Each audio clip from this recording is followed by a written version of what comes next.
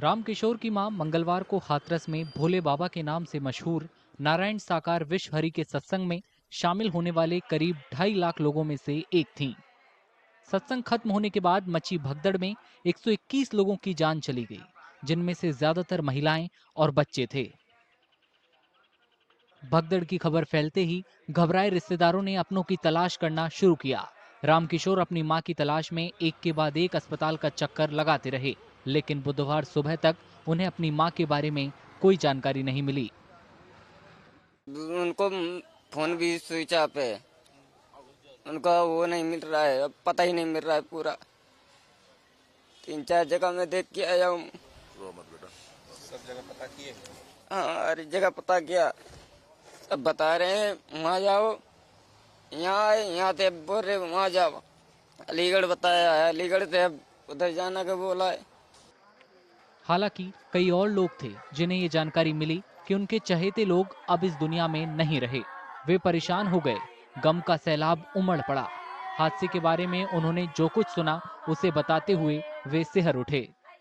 Programme में एकदम ऐसी भीड़ आई तो मतलब एक के ऊपर एक, मम्मी बहुत ज्यादा नीचे दब गई थी हमारी।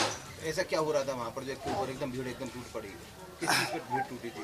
वो प्रभु जी आए थे, उनके चरणों की धूल लेने के ऊपर एक के ऊपर एक। उर्मिला देवी अपनी पोती को सत्संग में ले जाने के लिए खुद को कसूरवार ठहरा रही हैं। हादसे के बाद से वे उसे तलाश रही हैं, लेकिन उसका कहीं अता पता नहीं है। उर्मिला देवी ने कहा कि पोती को ढूंढे बिना घर वापस जाने की हिम्मत उनमें नहीं थी। अब तो हमें अपनी बेटी की चिंता है, मेरे ऊपर दोष लगा हुआ है, वही तो गई कि लिवा के ले गई। जब मेरे संग न पोती कोई बात नहीं, जाई मार में घर ना गई अपने, उन कोई घर से आया जिन गुस्सा में ना आया, जिनका घर से नहीं कोई आया, भगवान ने नहीं आया, पता तो लग गया होगा उन्हें। हाँ, थोड़ी बहुत पता लग गई है। हालांकि लोकेश जैसे कुछ लोग अपने कुछ रिश्तेदारों को खोजने में कामयाब रहे, लेकिन वे उन्हें गंभीर तौर पर घायल मिले। वे कुछ रिश्तेदारों को अब भी तलाश रहे हैं। ये काम आसान नहीं है, क्योंकि हादसे में घायल हुए कई लोगों और कई मृतकों के शवों को रेस्क्यू टीमें सिर्फ हाथरस ही नहीं बल्कि पड़ोसी जिलों के अस्पतालों और मॉर्चुरी में ले जा चुकी हैं। हम तीनों जनों ने खूब ढूंढा, नहीं मिले, खूब प्रयास किया। फिर 3 लोग खोए हुए थे, एक हमारी भाभी जी थी, एक हमारी दादी जी थी और हमारी एक सिस्टर थी। इनमें 2 लोग तो हमको मिल गए, 5:30 बजे 2 लोग हमको मिल गए। उनकी ज़्यादा हालत गंभीर थी।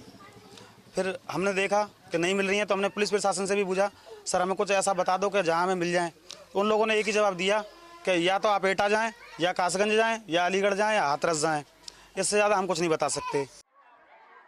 हादसे का शिकार हुए लोगों के परिवार वाले और रिश्तेदार गुस्से में हैं, लेकिन खुद को बेबस पाते हैं।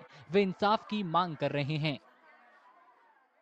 इतनी लाखों की भीड़ में क्या होगा, जो गिर गए के ऊपर क्या है रही है, ये बताइए। बोले कि यहाँ नहीं मिली, क्या क्या मैंने कहा आप मेरे लिए बता देना है। मैंने शाम को 6 बजे कॉल आया, बोले बिल्कुल नहीं मिलेगी, कोई पता नहीं पड़ रहा वहाँ से। शक्कत क्या करें आप, सर न्याय मिलना चाहिए हमारे लिए, कठोर से कठोर न्याय मिलना चाहिए, और यही कहना चाहेंगे, और कुछ नहीं।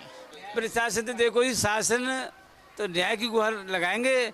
मैं नहीं, पूरा जितने मृतक हैं उनके परिवार के लोग सभी गुहार लगाएंगे कि प्रशासन कुछ न कुछ न्याय गरीबों को दिलाए।